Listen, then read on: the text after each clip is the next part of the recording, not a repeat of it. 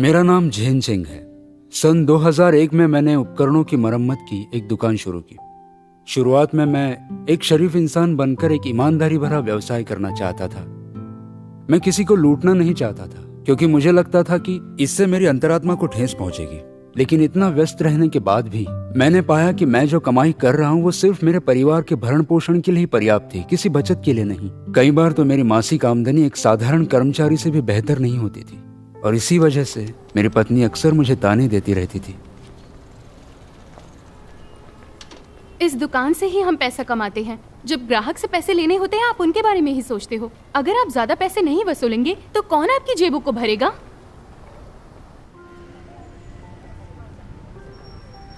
मेरे स्टोर के पास ही मिस्टर कियान की इलेक्ट्रॉनिक चीज़ों की मरम्मत की दुकान थी।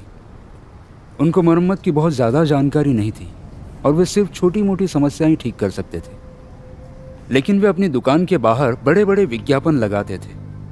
विज्ञापन कहते थे कि हम सभी तरह के उपकरणों की मरम्मत करते हैं, हम अपने काम में माहिर हैं, और ये सब बहुत प्रभावित करने वाले थे। इस तरीके से उन्होंने बहुत से लोगों को मूर्ख बनाया। अपना काम करते समय आसान काम को तो उन्होंने खुद पूरा कर दिया, लेकिन मुश्किल कामों को दूसरी मरम्मत वाली दुकानों पर भेज दिया और एक बिचौलिए के रूप में अच्छा खासा मुनाफा कमा लिया। उन्होंने ऐसा करके बहुत सारा पैसा कमाया। एक बार मैं और मिस्टर कियान एक छोटे से होटल में खाना खा रहे थे, जब उन्होंने मुझे बताया कि कैसे एक सफल व्यापारी बना जा सकता है। Cheers.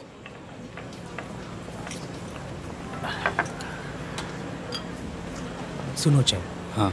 हम दोनों की मरम्मत की दुकानें हैं, लेकिन मैं तुमसे ज्यादा कमाता हूँ। तुम्हें पता है कैसे?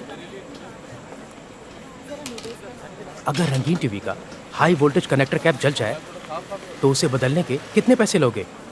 ये बताना आसान है, 20 से 30 युआन काफी है। क्या 20 से 30 युआन? ऐसे तुम धंधा नहीं कर पाओगे, इसीलिए ज्यादा नहीं कमा पा रहे हो। तुम एक अच्छे इंसान हो, इसलिए ईमानदारी से बताता हूँ।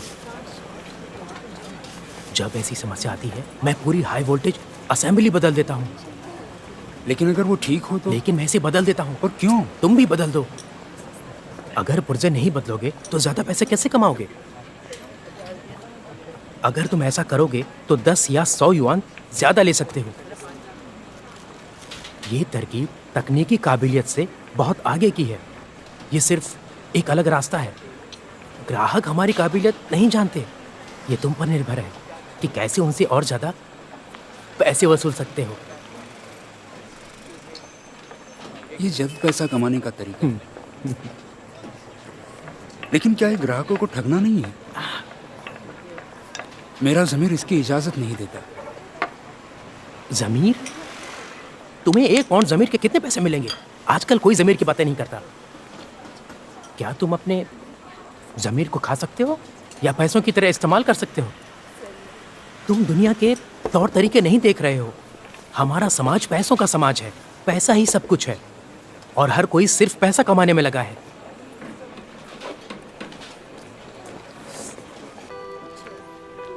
ऐसा लगता है कि मैं अपने तरीकों में बहुत ही बंध गया हूँ। मुझे ज़्यादा पैसा कमाने और अपने परिवार को बेहतर जीवन देने के तरीकों के बारे में सोचना शुरू करना पड़ेगा।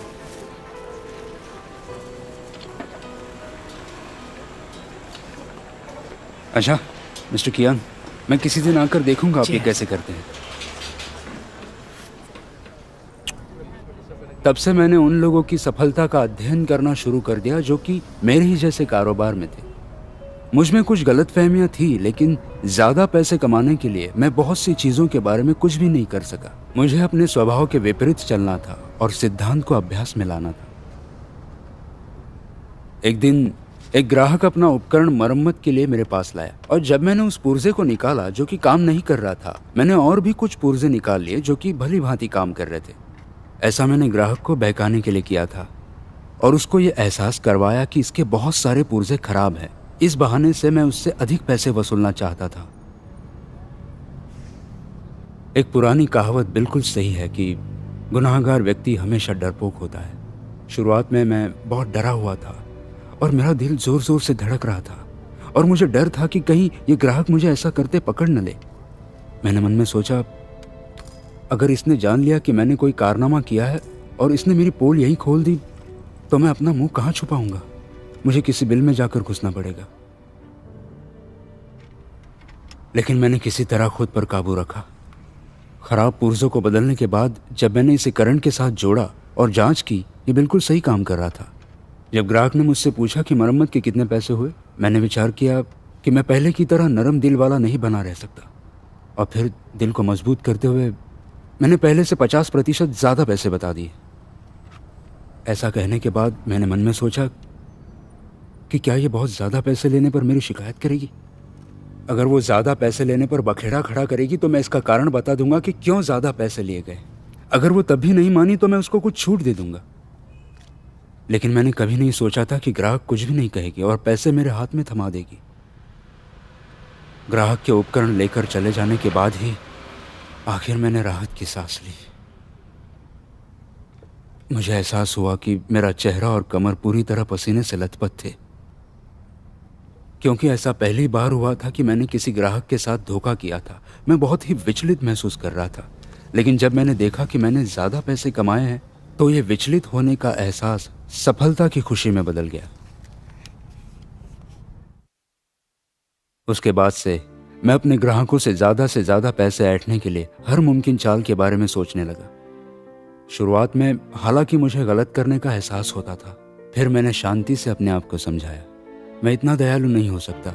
एक छोटा दिमाग कोई सज्जन नहीं बनाता है और एक महान व्यक्ति को कभी कभी निर्दयी भी होना चाहिए। अगर मुझे और ज़्यादा पैसे कमाने हैं तो मुझे हथकंडों को इस्तेमाल करना ही होगा। सभी ऐसा ही करते हैं। अगर एक और इंसान ऐसा कर रहा है तो इससे कोई फर्क नहीं पड़ेगा। समय के साथ मेरे जैसे कारोबार के सहयोगी से मिली उत्साही सहायता और मेरे कठिन परिश्रम की बदौलत मेरी पैसे कमाने की काबिलियत और तरीके ज़्यादा से ज़्यादा कुशल हो गए। इतना ही नहीं, मैंने लोगों को पढ़ना और तरीकों को बेहतर तरीके से इस्तेमाल करना भी सीख लिया। ग्राहकों के अनुसार मैं अलग अलग तरीके अपनाने लगा। अगर कोई ग्राहक अमीर होता तो मैं उसकी चापलूसी कर लेता। मैं वही सब कहता जिससे उनको खुशी मिलती। इसी तरीके से मैं उनसे ज़्यादा पैसे मांगने लगा। अगर ग्राहक दुकान में खड़े रहकर अपने उपकरण की मरम्मत का इंतजार करते तो मैं ऐसे दिखाता जैसे कि मैं मुश्किल मरम्मत में बहुत ही ज़्यादा व्यस्त हूँ और बहुत कम समय निकाल पा रहा हूँ। ऐसा करने से वे अक्सर खुद ही अपनी खुशी से ज़्यादा पैसे दे देते थे। भले ही मैं अब पहले से ज़्यादा पैसे कमा रहा था और बेहतर ज़िंदगी जी रहा था, फिर भी मैं नाखुश था। जब मैं खुद की गई इन ओछी और शर्मनाक हरकतों के बारे में सोचता था तो मुझे अंदर से बुरा महसूस होता था। मैं खोखला और बीमार महसूस करता था। कभी कभी मैं सोचता मुझे फिर से ईमानदार और निष्कपट हो जाना चाहिए। मुझे लोगों के साथ ऐसे शर्मनाक तरीके इस्तेमाल नहीं करने चाहिए। जैसे कि कहावत भी है, जैसा करोगे वैसा भरोगे। हमें बड़ी विपत्तियों में फंसने से बचना चाहिए।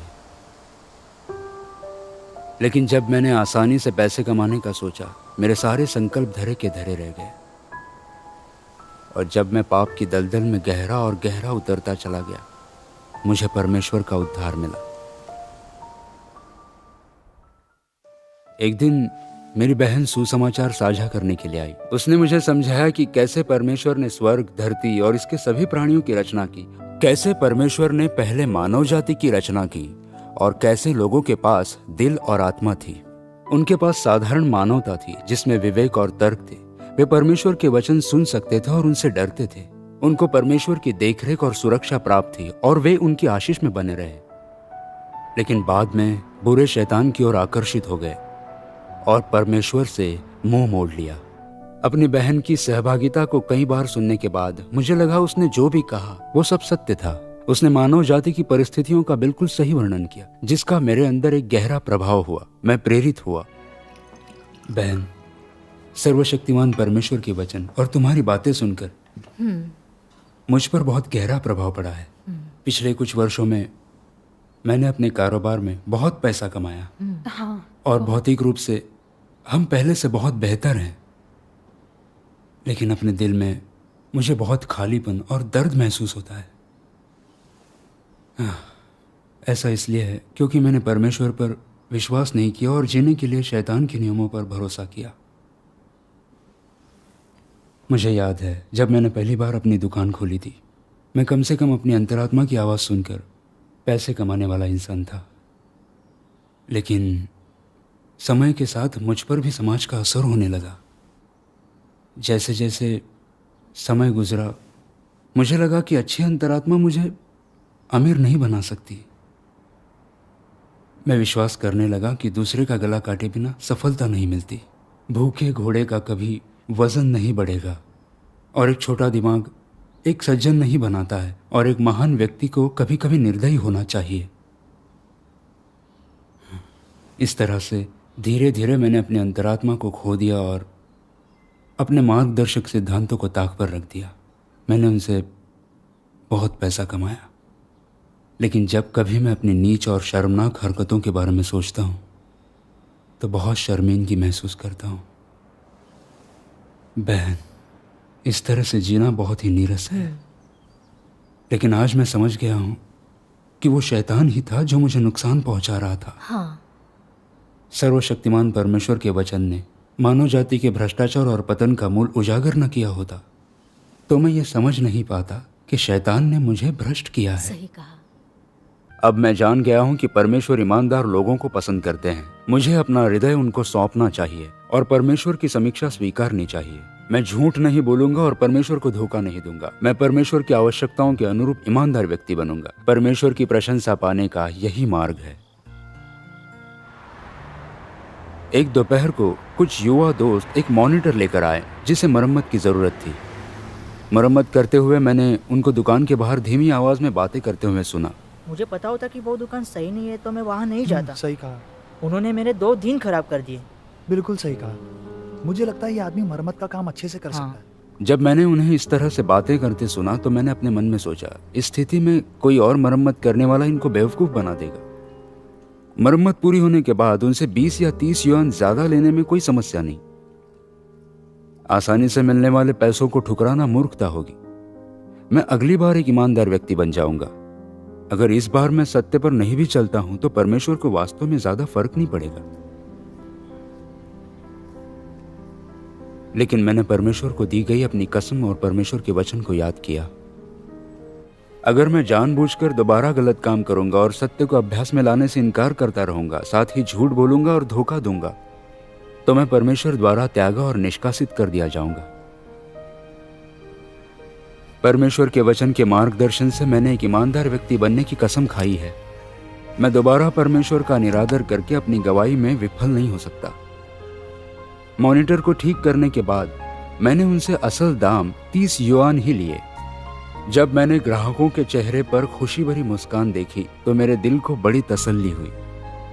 मुझे महसूस हुआ कि इस तरह साफ दिल बने रहना ही एक सच्चा इंसान बनने का एकमात्र रास्ता है। मुझे पहली बार इस तरह की खुशी का एहसास हुआ जो एक ईमानदार व्यक्ति बनने से आई थी। आगे भी मैं ईमानदार ही बना रहा। मैंने जितना अधिक परमेश्वर के वचन के अनुरूप अपने आप को ईमानदार बनाया, मेरा देखने का नजरिया पहले के मुकाबले में बहुत अलग हो गया। मेरी तकलीफें और चिंताएं धीरे धीरे खत्म हो गई और मेरा मन बेहतर होता चला गया।